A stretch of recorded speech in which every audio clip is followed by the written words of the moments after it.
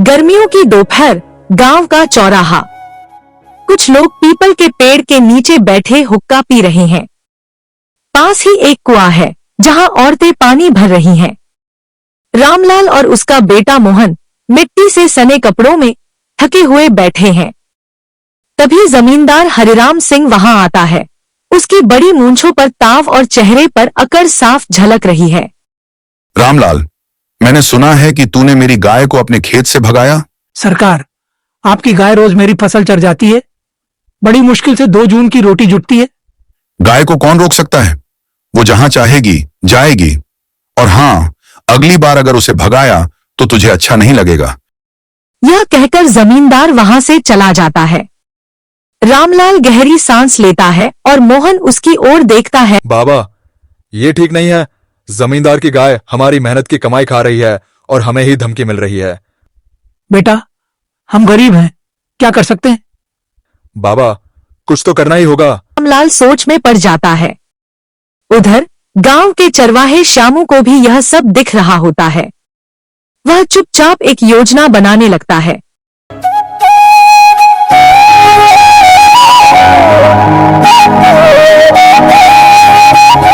अगले दिन सुबह रामलाल अपने खेत में काम कर रहा है। श्यामू वहां आता है। उसके हाथ में लाठी है। काका, मैंने देखा कि जमींदार की गाय आज फिर तुम्हारी फसल खा रही थी। हाँ बेटा, हम कुछ कर भी तो नहीं सकते। अगर हम इस गाय को पकड़ लें और पंचायत में पेश करें तो? हाँ बाबा, अगर गांव के लोग देखेंगे कि जमींदार की गाय हमारी फसल नष्ट कर रही है तो हमें न्याय मिल सकता है।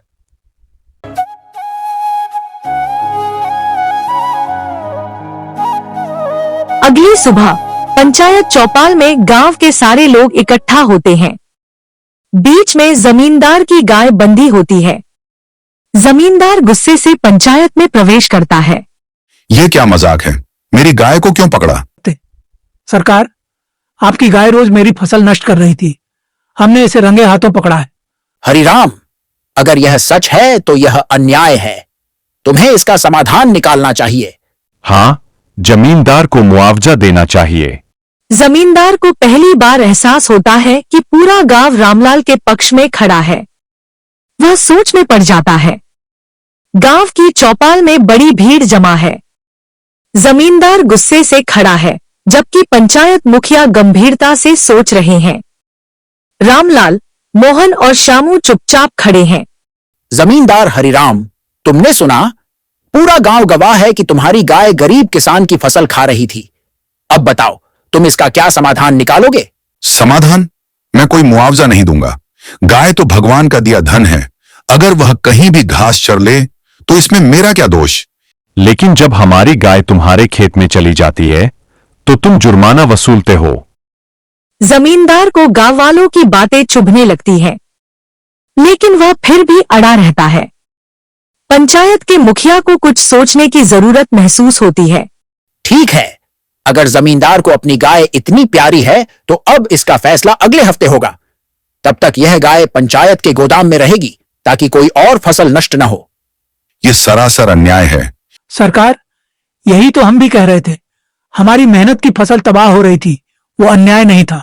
गांव वाले समर्थन में ताली बजाने लगते हैं। जमींदार गुस्से में पैर पटकता है और वहां से चला जाता है। लेकिन अब उसके मन में एक नई चाल चलने का विचार आ रहा था। अगली रात जमींदार अपने नौकरों के साथ बैठा होता है। वह गुस्से में जमीन पर लाठी पटकता है। ये पंचायत वालों ने मेरी गाय को बंद करवा दिया। मुझे सबक सिखाने की सोची। अब मैं देखता हूं कि रामलाल की फसल कैसे बचती है। सरकार, क्या करने का इरादा है? आधी रात को खेत में आग लगा दो ताकि उस गरीब को असली दर्द समझ आए। नौकर थोड़ी देर के लिए डर जाता है, लेकिन जमींदार का आदेश टाल नहीं सकता।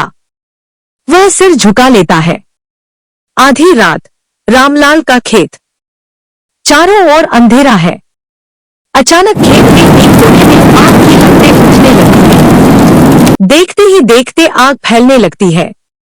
रामलाल और मोहन घर में सो रहे होते हैं, तभी गांव में शोर मचता है। रामलाल और मोहन दौड़कर बाहर आते हैं। उनके होश उड़ जाते हैं। पूरी फसल जल रही होती है। हे भगवान, मेरी मेहनत सब बर्बाद हो गया। बाबा, ये किसी ने जानबूझकर किया है। हमें पंचायत में इसकी शिकायत करनी होगी।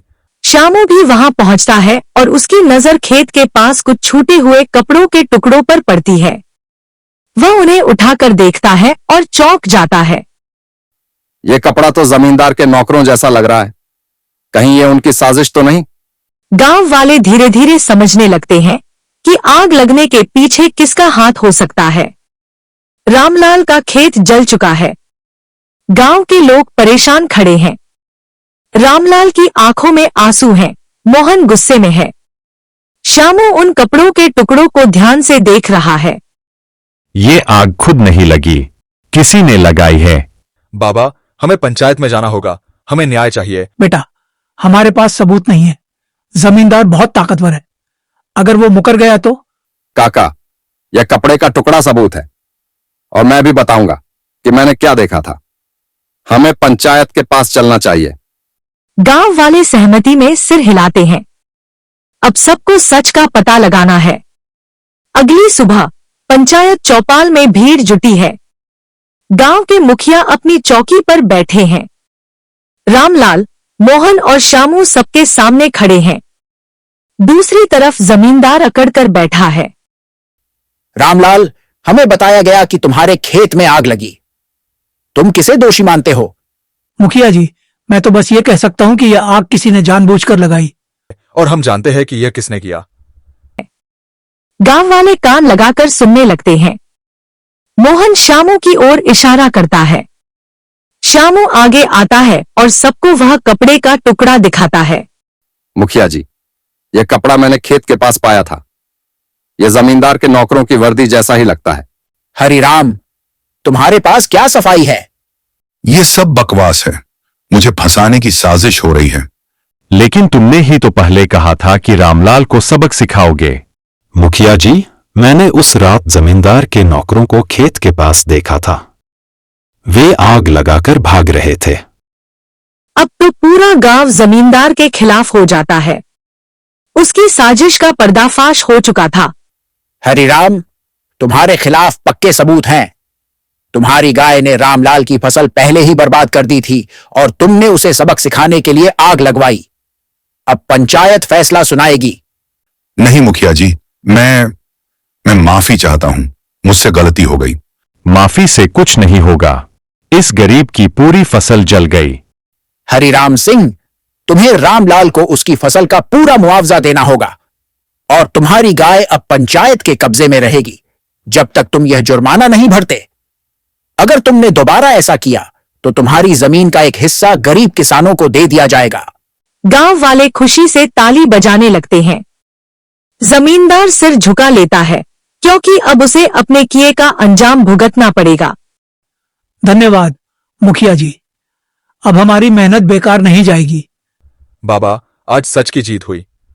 कुछ दिनों बाद रामलाल अपने नए खेत में काम कर रहा होता है। गांव वालों ने उसकी मदद की और उसे दोबारा खेती शुरू करने के लिए सहारा दिया। अब जमींदार भी पहले जैसा अहंकारी नहीं रहा। वह चुपचाप पंचायत का आदेश मानता है और अपनी गलतियों से सबक सीख चुका है। बेटा, मेहनत से जीने वालों को कभी हार नहीं माननी चाहिए। अगर हम सच के रास्ते पर हैं तो देर सवेर न्याय जरूर मिलता है। हाँ बाबा, और हमें अन्याय के खिलाफ हमेशा आवाज उठानी चाहिए। सूरज की किरणें खेत पर चमकती हैं। गांव में अब सबके दिलों में एक नई सीख बैठ चुकी है। सच की हमेशा जीत होती है।